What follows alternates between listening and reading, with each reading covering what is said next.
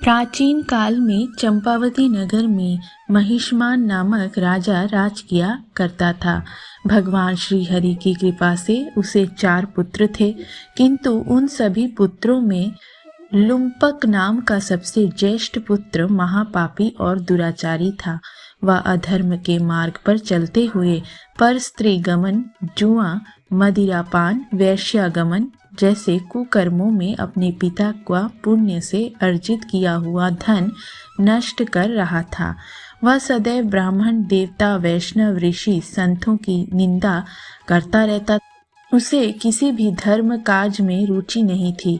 एक समय जब उसके परम धर्मात्मा पिता को उसके कुकर्मों के विषय में ज्ञात हुआ तो उन्होंने उसी क्षण उसे अपने नगर से बाहर धकेल दिया।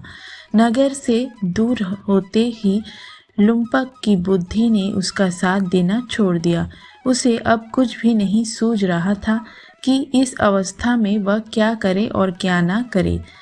भूख से तरबतर हो कर वो वन्य जीवों को मार कर खाने लगा और धन की लालसा में रात्रि को अपने ही नगर में जाकर चोरी करता और निर्दोष नगर जनों को परेशान कर उन्हें मारने का महापाप करने लगा। कुछ समय पश्चात सारी नगरी उससे भयभीत होने लगी। निर्दोष वन्य जीवों को मारकर उसकी बुद्धि कुपित हो गई थी। कई बार राजसी सेवकों और नगरों जनों ने उसे पकड़ा, किंतु राजा के भय से वह उसे छोड़ देते थे। वन के मध्य में एक अति प्राचीन और विशाल पीपल का वृक्ष था। वह इतना प्राचीन था कि नगर जन उसे भगवान की तरह पूजा करते थे। वहीं लुम्पक को इस विशाल वृक्ष की छाया अति आनंद प्रदान करती थी। इसी कारणवश वह भी इसी वृक्ष की छाया में जीवन व्यतीत करने लगा। इस वन को लोग देवताओं की कीड़ा स्थली भी मानते थे। कुछ समय बीतने पर आने वाली पौष माह के कृष्ण पक्ष की 10वीं तिथि की रात्रि को लुम्पक वस्त्रहीन होने के कारण शीत ऋतु के चलते वो पूरी रात्रि सो ना सका। उसके शरीर के अंग जकड़ गए थे। सूर्योदय होते होते वह मूर्छित हो गया। अगले दिन एकादशी को मध्याह्न के समय सूर्य की गर्मी से उसकी मूर्छा दूर हुई। रात्रि जागरण और कई दिन से आहार न करने की वजह से वो बहुत अशक्त हो गया था। गिरता संभलता आज वह फिर भोजन की खोज में वन को निकल पड़ा। आसक्त होने के कारण वह आज इस स्थिति में नहीं था कि किसी पशु का आखेद कर सके, इसलिए वृक्ष के नीचे गिरे हुए फलों को एकत्रित करते हुए वह पुनः वही विशाल पीपल के वृक्ष के नीचे आ बैठा। तब तक सूर्यास्त होने को था। एकादशी के महापर्व पर आज उससे अनजाने में व्रत हो चुका था। अत्यंत दुख के कारण वह अपने आप को प्रभु श्री हरि को समर्पित करते हुए कहने लगा, हे प्रभु, अब आपके ही हैं ये फल, आपको ही समर्पित करता हूँ, आप भी तृप्त हो जाइए। उस दिन भी अत्यंत दुख के चलते वो पूरी रात्रि सो नहीं पाया।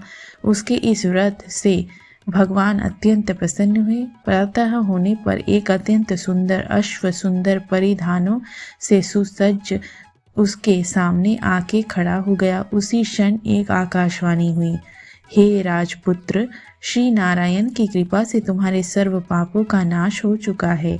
अब तुम अपने राज्य अपने पिता के पास लौटकर उनसे राज्य ग्रहण करो।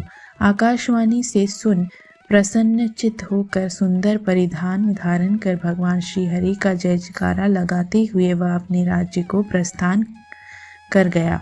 वहां राज्य में राजा को भी इस बात की पुष्टि हो गई थी।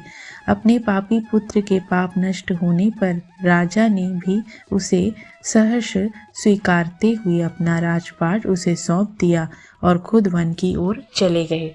अब लुम्पक भी शास्त्र अनुसार राजपाट चलाने लगा था और उसका सारा परिवार पुत्र स्त्री सहित भगवान श्री हरि के परम भक्त बन चुके थे। वृद्धावस्था आने पर वह भी अपने सुयोग्य पुत्र को अपने राज्य का कार्यभार सौंपते हुए वन की ओर तपस्या करने चला गया और अपने अंत समय में वैकुंठ को प्राप्त हुआ। जो भी मनुष्य अपने जीवन काल में इस एकादशी का व्रत करता है उसे अपने अंत समय भी निसंदेह मुक्ति की प्राप्ति होती है। जो मनुष्य इस पतित पावनी एकादशी का व्रत नहीं करता है वो सिंह और पूंछ रहित पशु के समान है। इस सफला एकादशी की कथा का जो भी मनुष्य श्रवण या पठन करता है उसे अश्वमेध यज्ञ का फल प्राप्त होता है। जय श्री हरि विष्णु।